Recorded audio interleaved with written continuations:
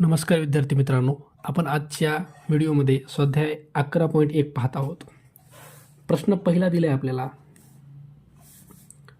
A is directly proportional B. Okay, समप्रमाण B. आपल्याला किमती दिल्या त्यांनी आणि स्थिरांक विचारला आहे. स्थिरांक म्हणजे केची किंमत विचारली आहे. ओके, आता हे ए डायरेक्ट प्रपोर्शन बी दिले तर याला आपल्याला असं लिहिता येतं A is equal to B K. Okay, हे आहे तुमचं समप्रमाण. आणि व्यस्त प्रमाणाचं कसं असतं बघा, ए इज इनव्हर्स 1/, व्यस्त 1/, बी हे असं दिलेलं असतं.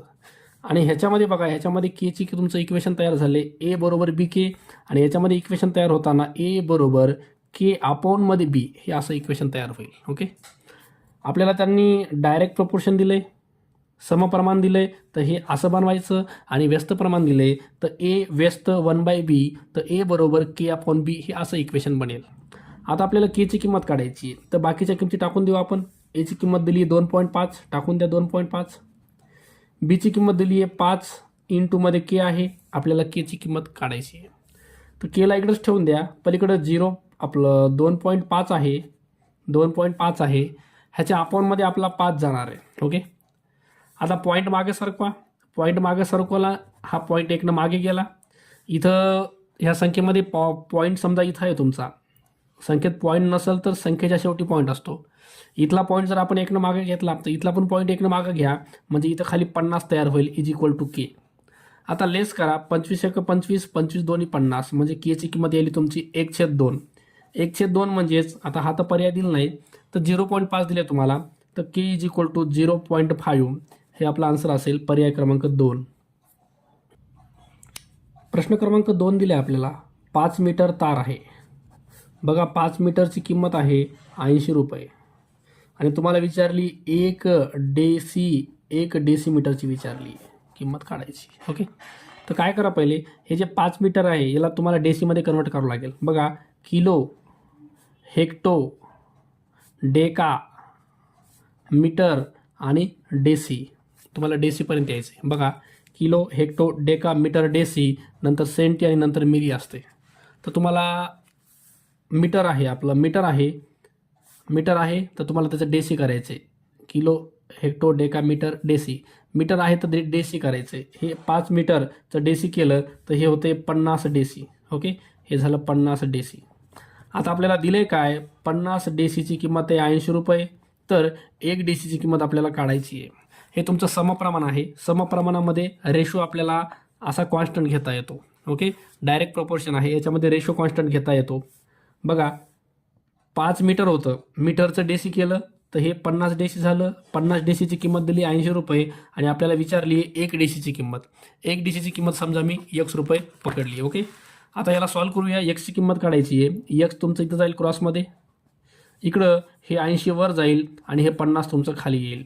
0 0 कटलं, 5 डिवाइड करा, 5 1 5 6 7 8 3 उरले, पॉईंट देऊन 0 घ्या, 5 6 30, तर एक्सची किंमत यायली तुमची 1.6 रुपये.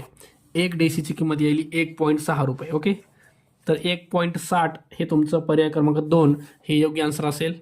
प्रश्न क्रमांक 3 दिले आपल्याला. एक मोटार ताशी 40च्या किमी वेगाने 5 वाजता निघाली. बघा, 5 वाजता एक गाडी निघाली तुमची, आणि दुसरी गाडी तुमची निघाली 2 तासांनी, म्हणजे ही गाडी निघाली 7 वाजता. ओके, बघा 5 वाजता. त्याच्यानंतर आता ही जी गाडी आहे ही 40च्या वेगाने चालली, ह्या गाडीचा वेग आहे 40 किलोमीटर.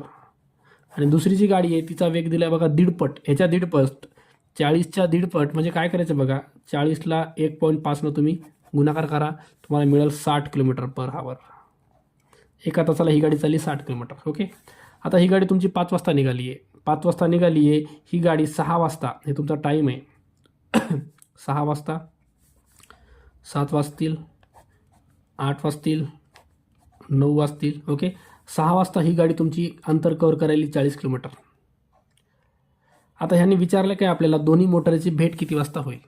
बघा, 6 वाजता ही गाडी तुमची 40 किलोमीटर अंतर कव्हर करायली, 7 वाजता ही गाडी तुमची 80 किलोमीटर चालली आहे, 8 वाजता 120 किलोमीटर चालली आहे, आता ह्यांची नंबर सारखे कोणत्या वेळेत येतात ते आपल्याला बघायचे. ही गाडी 7ला निघाली आहे. 7ला निघाली आहे म्हणजे डायरेक्ट ही गाडी तुमची 8 वाजता. 8 वाजता ही गाडी तुमची अंतर कव्हर करायली आहे 60 किलोमीटर. ओके. त्याच्यानंतर डायरेक्ट 9 वाजता ही गाडी चालली तुमची 120 किलोमीटर. 9 वाजता इकडची गाडी चालली आहे 160. ओके. ही 40च्या स्पीडनं चालली, ही 60च्या स्पीडनं चालली आहे. 10 वाजता इकडची गाडी तुमची चालली आहे 200 किलोमीटर आणि 10 वाजता इकडची गाडी चालली तुमची 180 किलोमीटर. त्याच्यानंतर 11 वाजता बघा, 11 वाजता ही गाडी चालली तुमची 240 किलोमीटर. 11 वाजता ही गाडी चालली तुमची 180मध्ये 60 ॲड करा 240 किलोमीटर. ओके. तर 11 वाजता ह्या दोन्ही गाड्याची भेट तुमची व्हायली आहे. म्हणजे 11 वाजता दोन्ही गाड्याची स्पीड तुमची सारखीच यायली 240 किलोमीटर. 240 किलोमीटर अंतर दोन्ही गाड्यांनी कव्हर केले. ओके. तर 11 वाजता सकाळी त्या दोन्ही गाड्याची भेट होईल. ओके. तर पर्याय क्रमांक 2 हे आपलं योग्य आन्सर असेल. चला, प्रश्न क्रमांक 4 दिला आहे आपल्याला. प्रश्न क्रमांक 4 दिला आहे बघा. 20 विद्यार्थी आहेत, त्यांचा 10 दिवसाचा खर्च, 20 विद्यार्थी 10 दिवसाचा खर्च टोटल आहे 5,000 रुपये. तर आपल्याला 32 विद्यार्थ्यांचा 7 दिवसाचा खर्च फाईंड करायचा आहे. तो एक्स असेल. ओके. एक्सची किंमत काढायची आपल्याला. इकडचं लेस करून टाका. 0 0 कॅन्सल, हे 0 0 कॅन्सल. इकडे राहिले तुमचं 2 आणि खाली 50 बरोबर. इथं आहे 32 गुणिले 7 अपॉनमध्ये एक्स. तर एक्स तुमचा क्रॉसमध्ये इकडे यायला आहे. इकडं आहे 32 गुणिले 7. हे जे 50 आहे ते पण वर जाईल. अपॉनमध्ये खाली 2 आलं. 2 डिवाईड करा, हे आलं तुमचं 16. आता उरलेल्यांचं कॅल्क्युलेशन करा. 16 गुणिले 7 गुणिले 50. चला, 16 7 112 गुणिले हे 50. चला, हे 0ला 0 टाकून द्या. त्याच्यानंतर 5 मल्टिप्लाय करा. 5 2 10ला 0, हातचा 1, 5 1 5 आणि 1 6, 5 1 5, 5,600 रुपये. ओके. ही तुमची एक्सची किंमत यायली. प्रश्न 4 याची किंमत यायली 5,600. तर पर्याय क्रमांक 4 हे आपलं योग्य आन्सर असेल. प्रश्न क्रमांक 5 दिला आहे. 45 किलोमीटरच्या वेगाने गेलं. बघा, हा वेग आहे तुमचा. तर गाडी तुमची काही अंतर म्हणजे 45 किलोमीटर अंतर पार करायले. 45च्या वेगाने चालले म्हणजे 45 किलोमीटर अंतर पार करायले. आता त्यांनी म्हणले त्या अंतराच्या 4/3 पट अंतर, हे जे अंतर आहे 45 किलोमीटर, ह्याच्या 4/3 पट. 3 डिवाईड करा, 15 आलं. 15 चौक 60 किलोमीटर अंतर तुम्हाला जायचं आहे. ओके. तर 60 किलोमीटर अंतर त्याच वेळात पार करण्यासाठी मोटारीचा वेग किती किलोमीटरने वाढवावा लागेल? सध्या मोटारीचा वेग आहे 45. 45पासून तुम्हाला एका तासात 45 किलोमीटर तुम्ही चालले सुरुवातीला. जर तुम्हाला एका तासात 60 किलोमीटर जायचं आहे तर तुम्हाला वेगसुद्धा 60 किलोमीटर करावा लागणार आहे. तर हा वेग तुम्हाला कितीने वाढवावा लागेल हे विचारलं आहे.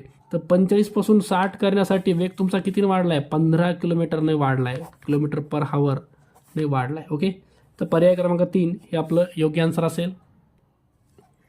प्रश्न क्रमांक 6 दिला आहे. 20 कामगार रोज 6 तास काम करून 35 वस्तू तयार करतात. तेवढ्याच वस्तू तयार करायच्यात. बघा, वस्तू तेवढ्याच तयार करायच्यात, 35च तयार करायच्यात. आपल्याला फक्त विचारलंय कामगारांना किती तास जास्त काम करावं लागेल. जर 15 कामगार आणले तर काम किती वेळ जास्त करावं लागेल. ओके. तर आपल्याला दिले काय त्यांनी, हे जे प्रश्न आहे तो इन्व्हर्स आहे, म्हणजे व्यस्त प्रमाणाचं तुमचं गणित आहे. ओके. तर डायरेक्ट असेल तर त्याच्यामध्ये रेशो घ्यायचा. बघा, कळलं का?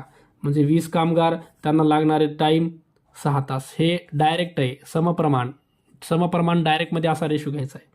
आणि इन्व्हर्स व्यस्तमध्ये काय करायचं आहे? गुणाकार घ्यायचा आहे. गुणाकार कॉन्स्टंट असतो. 20 कामगारला 6 तास लागले आणि 15 कामगारांना लागणारा वेळ तुमचा x असेल.